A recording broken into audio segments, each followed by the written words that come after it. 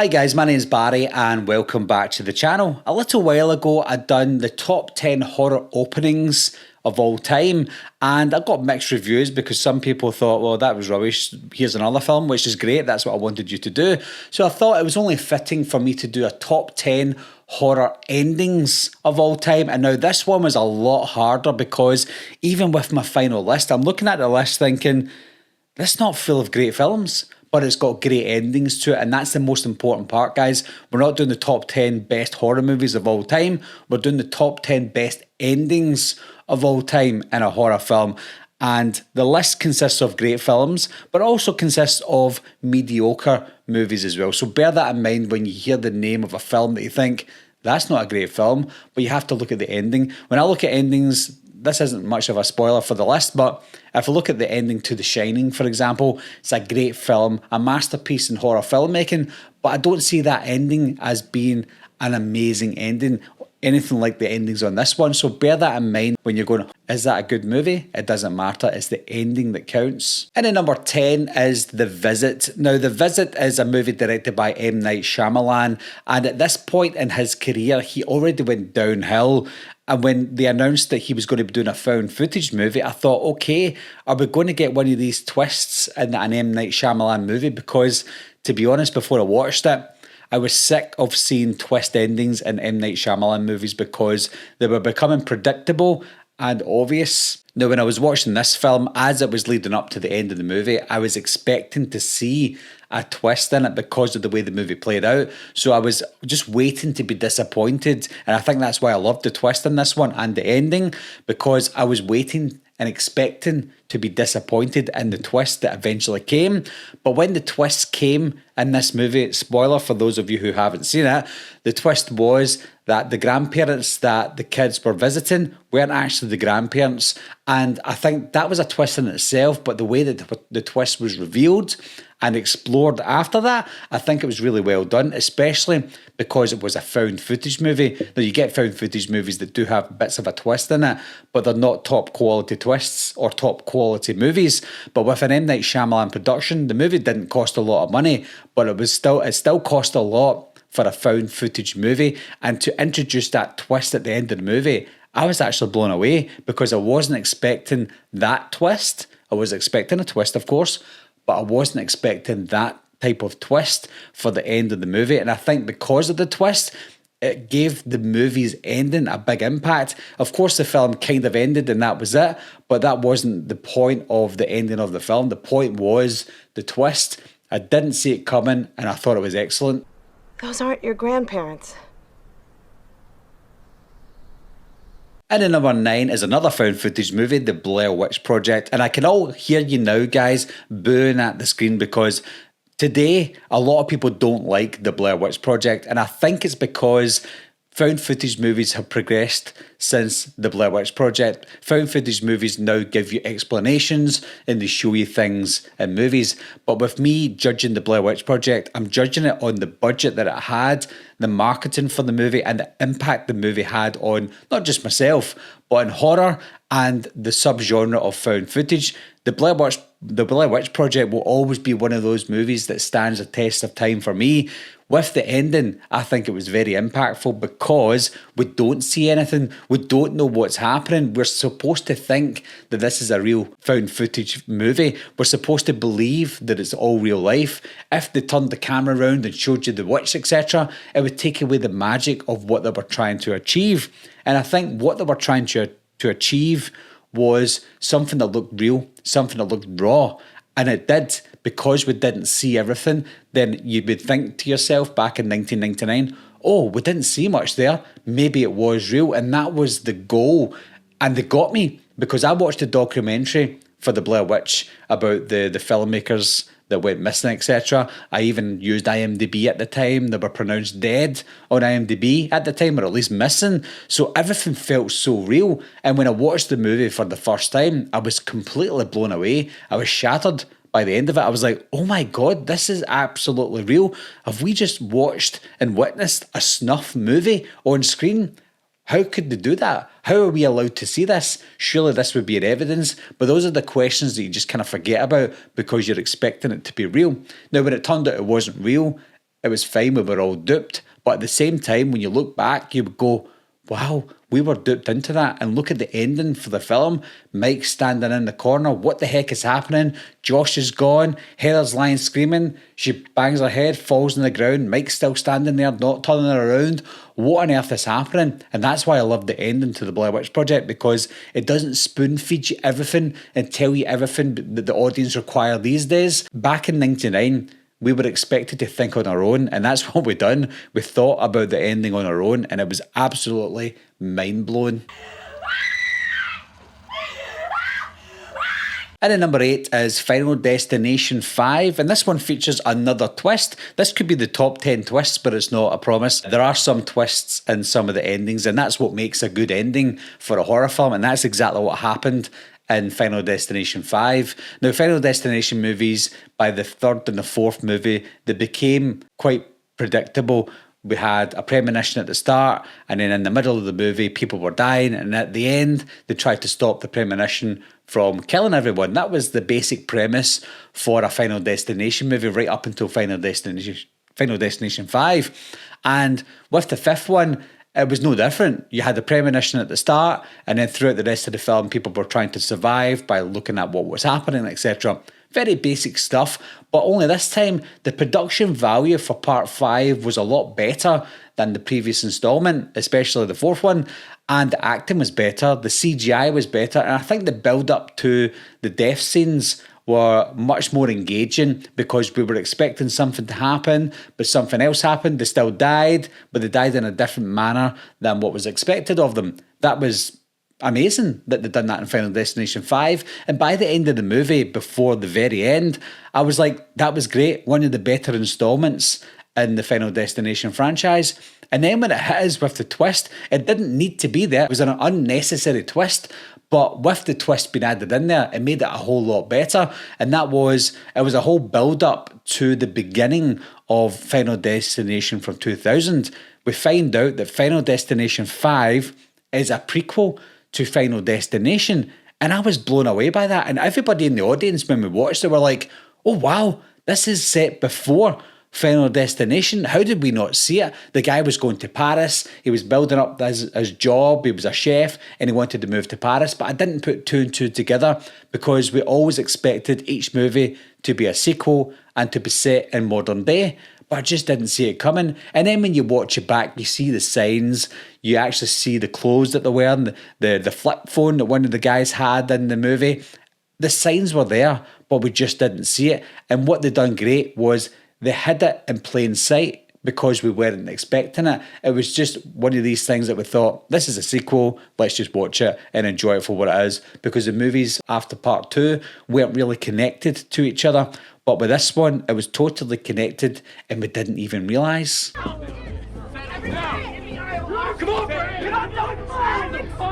And at number 7 is Smile. This is one of the recent ones that's been added to the list.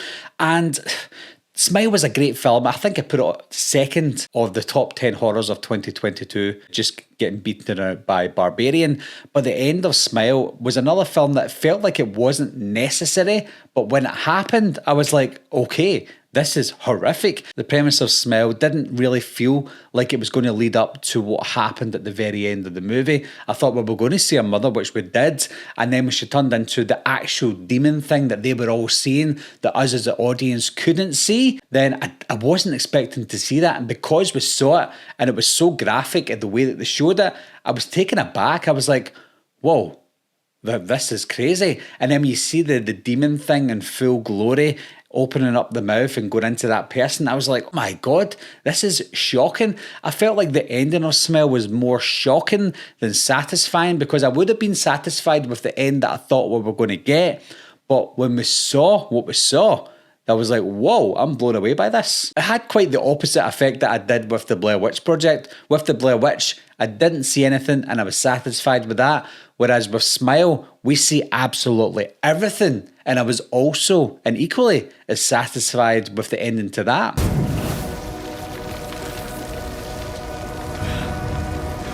And then number 6 is Drag Me to Hell. This is a Sam Raimi movie that kind of flew under the radar for most people. I was lucky enough to watch it in the cinema, but some people hadn't even seen this one and still haven't seen this film. And it's basically an Evil Dead movie without being called The Evil Dead. You've got the demons in there. It's quite funny at times as well. And with the end of the movie, it's just an ending to a movie that is so typical of a Sam Raimi horror movie. I wish they called it Evil Dead because it probably would have got more people watching the film. But with the end of the movie, it's again, I didn't see this one coming. Most of the endings you don't see coming, and with this one I certainly didn't, because I thought that she bet the demon in it. I always remembered throughout the film though, when they showed an emphasis on that coin, I thought we're going to see that again, but I forgot about it. And then when we see it again and you see why it happened, I was like, oh my god, are we going to see something else? And then when she fell on that track, I thought, right, okay, she's going to get saved. She obviously doesn't get saved, and the way that she dies,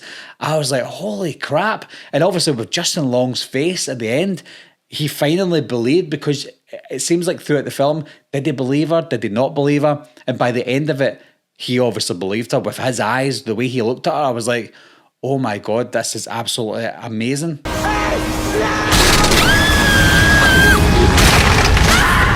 And then number 5 is Halloween H2O. And I can hear you again, guys, boo. But again, this is just my opinion. Now, with the end of Halloween H2O, I think the ending was absolutely perfect. If you look at the sister trilogy, I see it as you've got Halloween 1, Halloween 2 when it was introduced that she was Michael's sister, and then 20 years later we cut to Halloween H2O. If that was the 3 movies in the franchise and it ended the way it did with Halloween H2O, with Laurie chopping Michael's head off, that's amazing. That's the way the Halloween franchise should have ended, with those 3 movies, and it's done. If you want to make more Halloween movies after that, then set it with different timelines, etc., which is what they eventually done.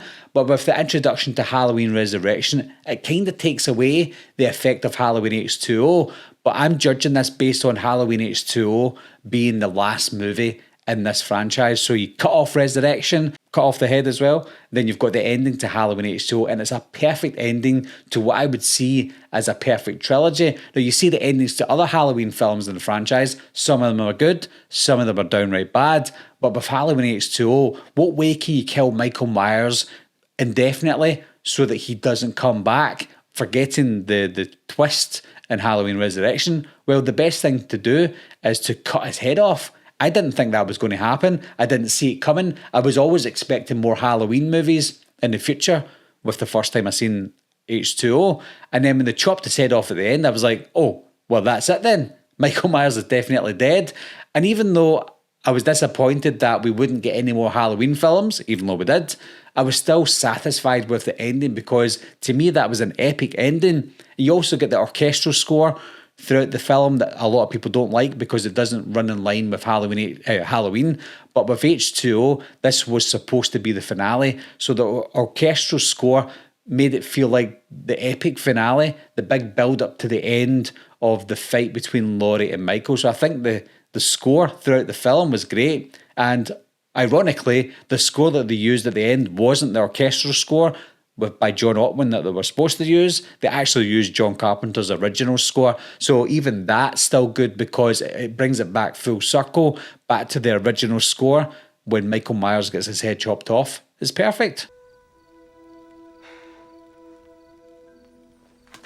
And then number 4 is The Sixth Sense. Now, I have to admit straight away, guys, I was spoiled before I saw the movie. I found out already that Bruce Willis was a ghost before I watched the movie. So the ending of this film, it still was impactful, because I was still shocked at the end as to how it played out.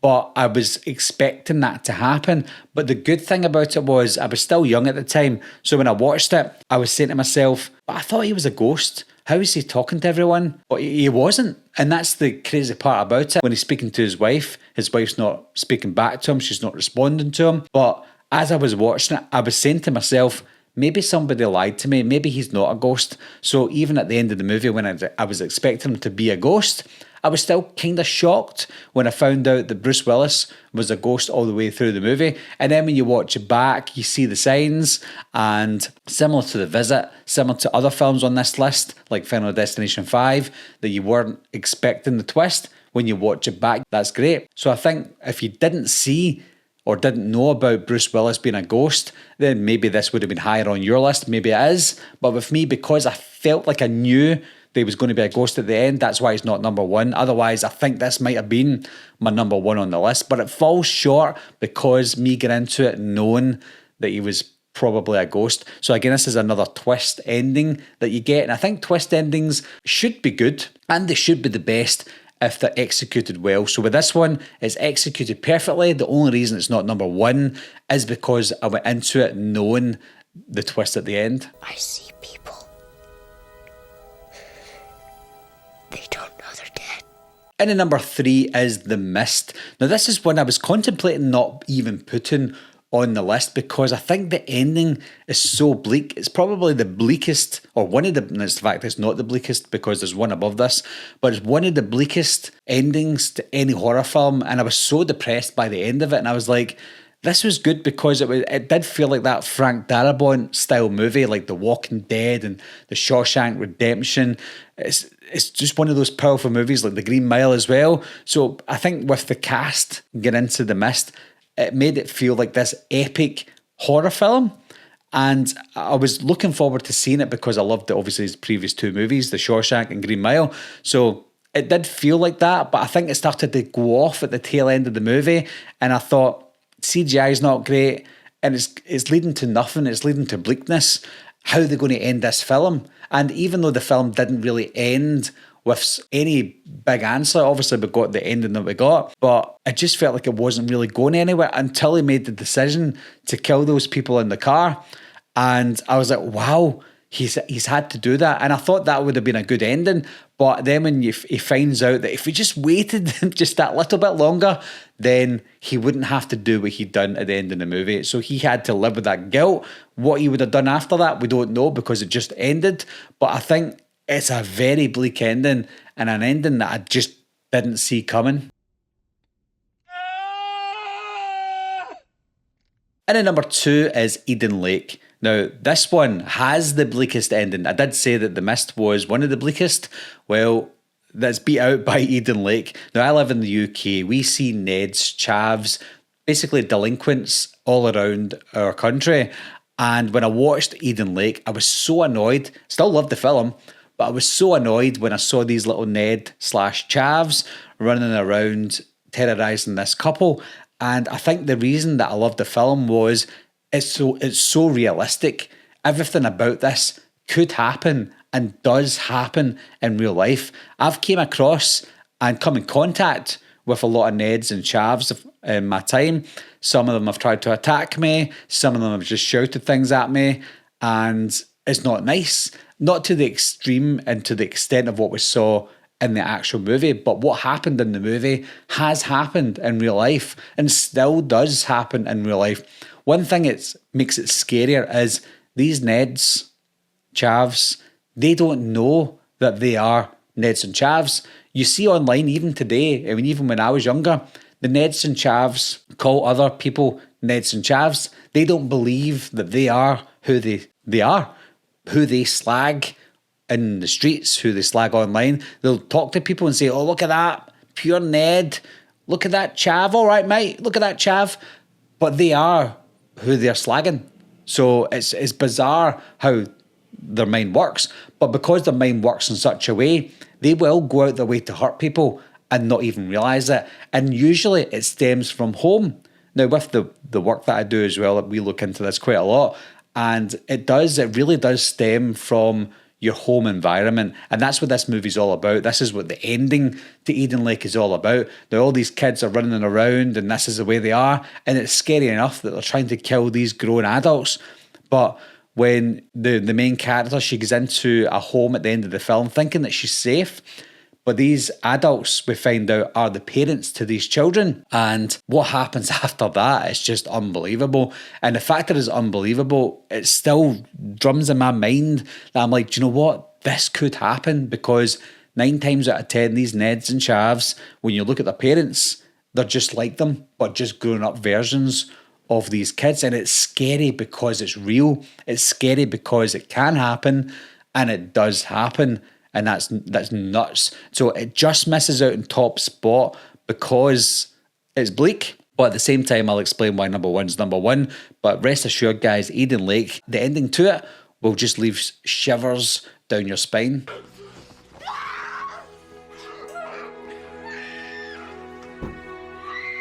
And at number one is The Others. Now, The Others done for me what The Sixth Sense should have done and would have done if I didn't know the ending to it. With The Others, I didn't even know there was a twist to this film. I didn't know anything about it when I went into it. I just knew that it had Nicole Kidman and it was a horror movie. And I remember saying to myself, Nicole Kidman's not really in horror films, so this will be interesting to see what she does in this horror film. Now, it is only a 12 in the UK. It's probably a PG-13 in the US for you guys. So I was thinking maybe it's one of these tame horror films that's not going to be scary, but it was terrifying. It was really scary. I still don't know to this day how it passed for a 12 in the UK. I would say it should be at least a 15. I get it that it doesn't have a lot of blood, guts and gore, etc.